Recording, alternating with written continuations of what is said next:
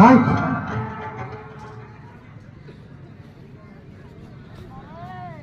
ইতিমধ্যেই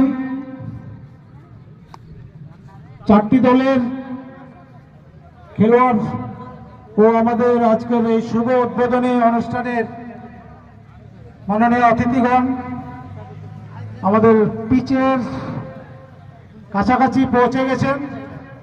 আমরা খেলোয়াড় সহ আমাদের এই উদ্বোধনী অনুষ্ঠানের